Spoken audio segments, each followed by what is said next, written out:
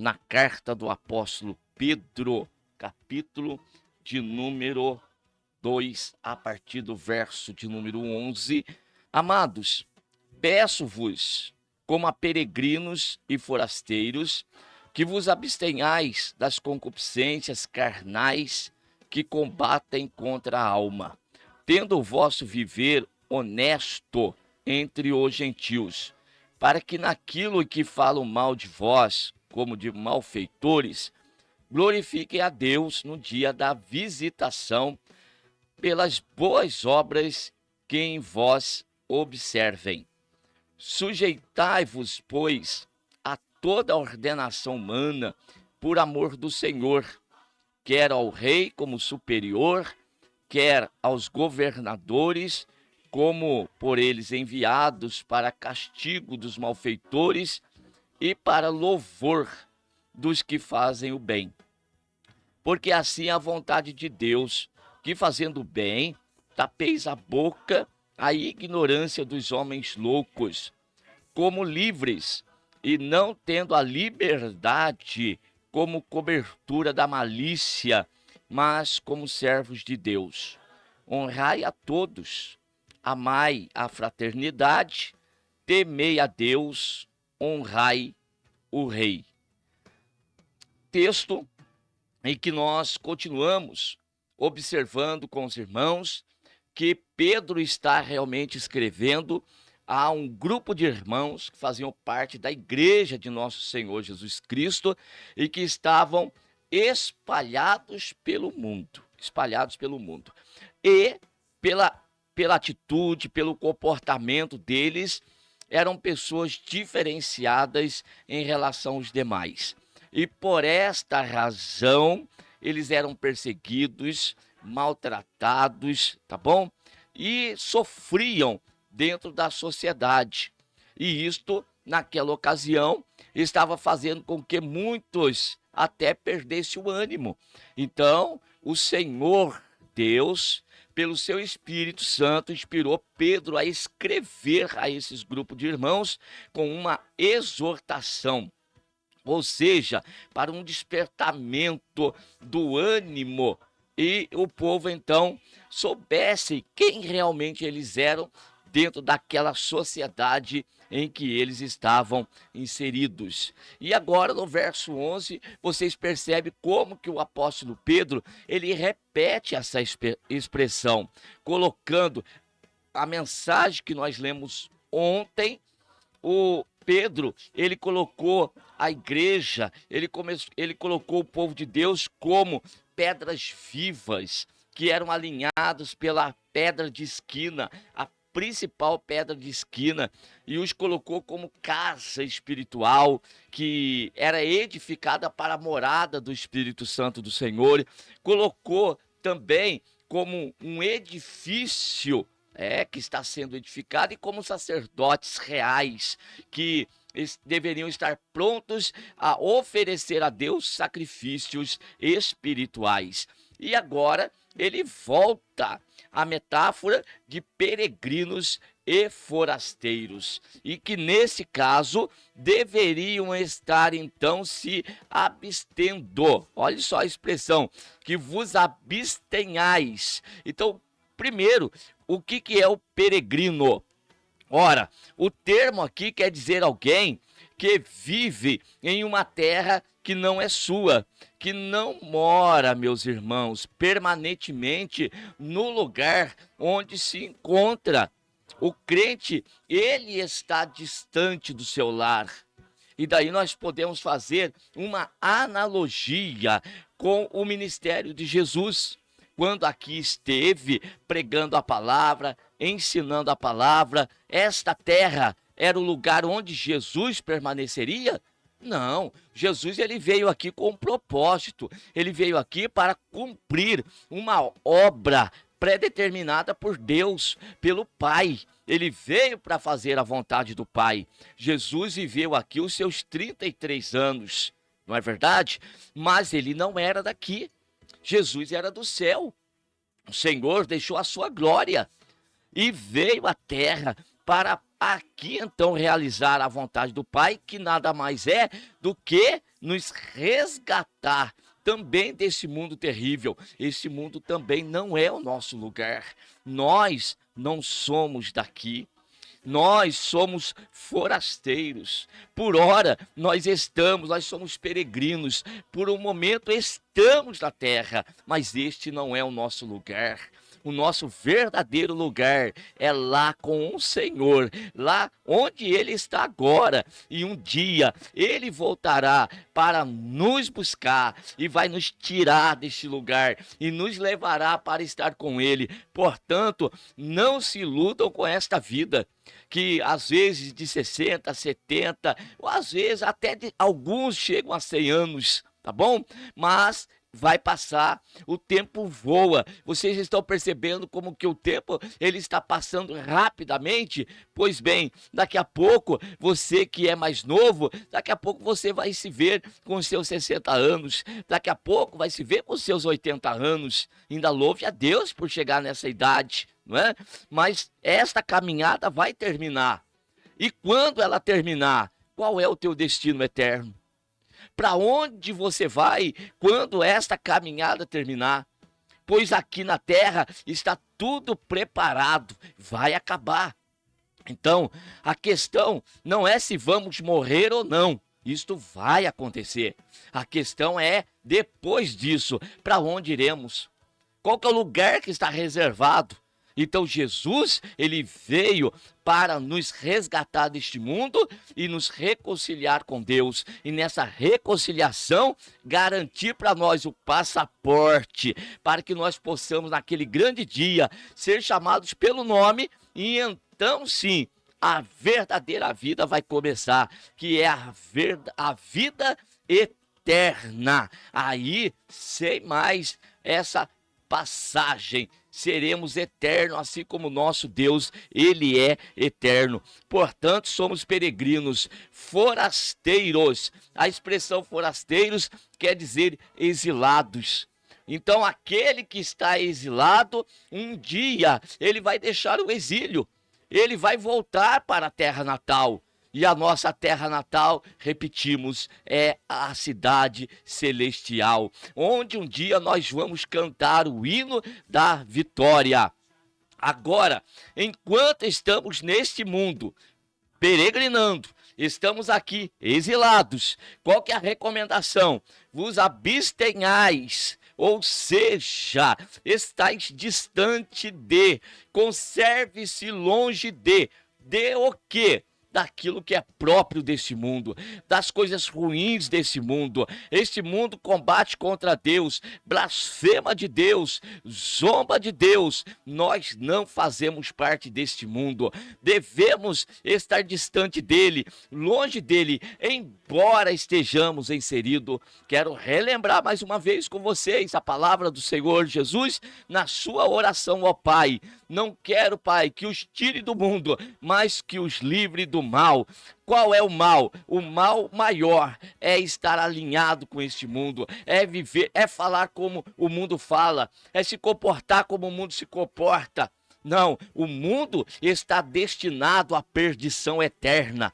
E Deus não tem isso para você. Para você, Deus tem vida eterna. Mas para tanto, devemos então estar longe das concupiscências carnais que combatem contra a alma. Há um desejo carnal excessivo, que é o significado de concupiscência. E o mundo, ele gosta de aflorar isto. Tal qual aconteceu com Adão e Eva, lá no jardim, na presença de Deus, lá surge então o adversário, o diabo, o opositor de Deus, e começa a atrair então Eva para perto dele, e quanto mais se aproximava Eva do diabo se distanciava de Deus. É assim que acontece. Quanto mais perto deste mundo, mais distante de Deus. Mas o contrário também é verdadeiro. Quanto mais perto de Deus, mais longe deste mundo. Quanto mais perto de Deus, mais longe das concupiscências carnais. Então, fique longe do mundo. Como eu faço isso, pastor? Viva uma vida de oração. Viva uma vida de consagração ao Senhor por meio da meditação da palavra. Irmãos, estudos da palavra de Deus. Olha, vá para a casa do Senhor, vá para os cultos de ensino, vá para os cultos de oração. Mantenha os teus pensamentos no alto, onde Cristo está sentado à destra de Deus, porque já ressuscitastes com Cristo. Não sois mais deste mundo, sois de Deus. Então, as concupiscências carnais, os desejos carnais excessivos, eles combatem contra a alma. E quando há, então, aqueles que cedem a essas concupiscências, vocês sabem quanto que a alma fica perturbada, quanto que a alma fica angustiada, o que custou para Eva o ter fechado os ouvidos para a palavra de Deus e dado ouvido àquela serpente, foram lançados fora da presença de Deus, perderam o bem mais precioso que eles usufruíam, que era o paraíso, que era estar junto de Deus, que era ter o privilégio de ouvir Deus todos os dias. Pela viração do dia, Deus ia lá e falava com eles. Privilégio maravilhoso, privilégio extraordinário. Irmãos, então, não perca a oportunidade, não deixe que este mundo venha te enganar, venha te ludibriar. Você deve ficar longe dele e então voltado para Deus, tendo o teu viver honesto entre os gentios, para que naquilo que falam mal de vós, como de malfeitores, glorifique a Deus no dia da visitação. Primeiro ponto aqui dessa leitura, viver honesto. O que é viver honesto? Está em todo o texto que eu li aí com vocês, preste atenção. Viver honesto, aí no verso 12. Aí você olha para o finalzinho do verso de número 12, boas obras. Então, viver honestos, boas obras. E no verso 13, sujeitai-vos. Então, aquele que está sujeito à vontade de Deus, ao querer de Deus, pratica boas obras. E lá no verso 15, porque assim é a vontade de Deus, que você faça o bem. Olha quanta coisa aqui que nós podemos equiparar ao que Pedro está dizendo que é um viver honesto. E este modo de viver agora, ele glorifica a Deus. E é isto que incomoda o mundo. É isto que incomoda o mundo. Eu já ouvi vários pregadores usarem uma metáfora, e você provavelmente também já ouviu, a respeito do vagalume e da serpente. E a serpente, ela perseguia demais o vagalume. Constantemente perseguindo o vagalume, de modo que, já não aguentando mais, o vagalume perguntou para ela qual que era a razão daquela perseguição, uma vez que ele não fazia parte da sua cadeia alimentar, não fazia, mas ela o perseguia ferozmente. Então ela respondeu para o vagalume: é o seguinte, é que este brilho que você tem me incomoda demais. E aquele seu brilho, então, fazia com que a serpente o perseguisse. Meus irmãos, eis aqui a razão pela qual, muitas das vezes, o mundo não nos aceita. A glória de Deus, a presença de Deus, o viver honesto, o viver diferente. Às vezes, as propostas que chegam para os cristãos, cristãos verdadeiros, cristãos honestos, chegam propostas indecentes e ele recusa. E aqueles que ofereceram ficam abismados. Por que você recusou? E você diz a razão. E ele diz: isso tudo é bobeira. Isso aqui não é verdade. O que você está dizendo não é verdade. Mas você não tem que dar crédito àqueles que querem desafiar a tua fé. E às vezes minar a tua fé, colocar dúvida dentro do teu coração, porque se ele colocar dúvida dentro do teu coração, tu perderás a oportunidade de glorificar a Deus. Pedro usa o termo dia da visitação. Irmãos, muitas das vezes nós pensamos dia da visitação naquele dia do grande juízo. Sim, é verdade, mas existem momentos da história de cada um de nós aqui na terra que temos o dia da visitação do Senhor. Por exemplo, quanto tempo você está numa batalha, quanto tempo você está numa guerra, orando, buscando ao Senhor, e você precisa da vitória. Haverá um momento que vai acontecer a visitação do dia do Senhor na tua vida. E Deus vai mudar o teu cativeiro. Tem na Bíblia? Isso tem. Por exemplo, o povo de Israel estava cativo no Egito. Chegou um dia que Deus disse para Moisés no Monte Horebe: vem, porque agora eu conheci as dores do meu povo e ouvi o seu clamor. Porventura Deus já não conhecia? Deus antes não sabia? Por quê aquele tempo agora? Porque foi o momento oportuno de Deus. Foi o momento que Deus marcou para então visitar o seu povo e trazer a vitória. Nós temos dias assim em toda a história bíblica. Jesus, por exemplo, ele quando nasceu, foi um tempo marcado pelo Senhor. Vou ver aqui se eu acho para falar com vocês esse texto e deixar registrado aqui. Lucas capítulo 1, olha só, irmãos. Lucas capítulo 1, você vai ter aí que é um tempo da visitação do Senhor. Da visitação do Senhor ao seu povo. E aqui nós temos essa palavra. Então, que o Senhor visitou o seu povo, em que momento? Momento em que ele deu seu Filho Jesus Cristo. Verso de número 68. Cântico de Zacarias. Bendito o Senhor Deus de Israel, porque visitou e remiu o seu povo. Deus visitou e remiu o seu povo. Quando? Quando aqui então, do nascimento de João Batista, aqui desse versículo especificamente o nascimento de João Batista, mas logo após nascimento de Jesus, também a visitação de Deus sobre o seu povo.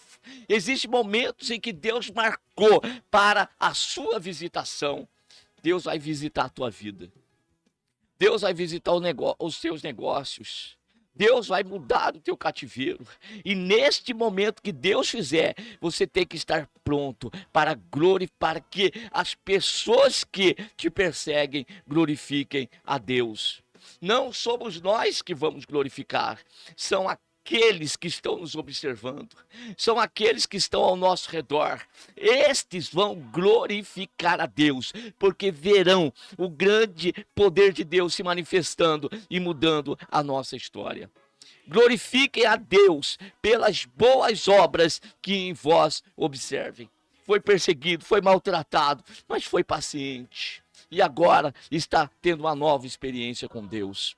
Sujeitai-vos a toda a ordenação humana por amor do Senhor, quer ao rei como superior, governadores, como por eles enviados para castigo dos malfeitores e para o louvor dos que fazem o bem. Todas essas autoridades constituídas foram constituídas por Deus. E qual que era o propósito? Propósito é corrigir, castigar malfeitor. E aqueles que fazem o bem, era para terem destes o louvor. Mas estes aí, além de perseguir malfeitor, estavam perseguindo também o povo de Deus, um povo do Senhor na terra. Quando nós temos o texto que Lucas escreveu em Atos dos Apóstolos, capítulo 28, verso 20. No entanto, bem quiséramos ouvir de ti o que sentes. Uma palavra para Paulo. Porque quanto a esta seita, notório é que em toda parte se fala contra ela. Cristianismo, perseguido, maltratado. Não era, porque são pessoas que estão fazendo bem na sociedade. E como que está a história do cristianismo hoje? Como que estão se levantando contra a igreja de Jesus Cristo hoje? A igreja que está aí para fazer a obra até social, de resgatar pessoas do mundo de trevas. e ressocializar. Jesus está transformando vidas, mas mesmo assim, a igreja é perseguida, a igreja é maltratada, mas nós não vamos tratar com a mesma moeda. Nós vamos estar submissos, nós vamos estar sujeitos, nós vamos fazer o bem, porque isto é a vontade de Deus, que fazendo o bem tapeis a boca à ignorância dos homens loucos. Não responda à altura da perseguição, não responda à altura daqueles que fazem o bem.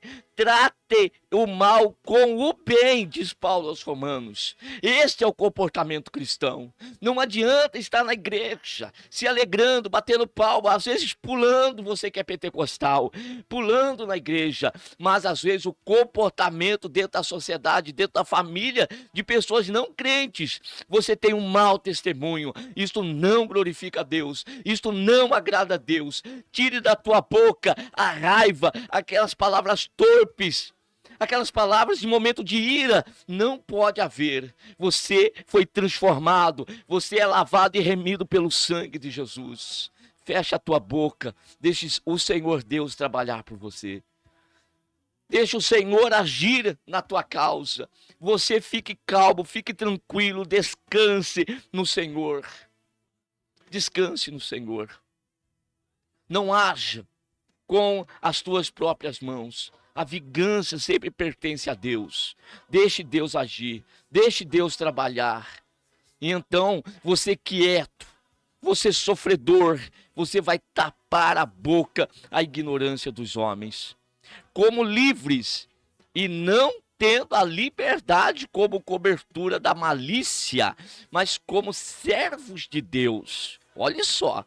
Nós fomos libertos desse mundo, tirados desse mundo terrível. E agora somos livres, livres do mundo.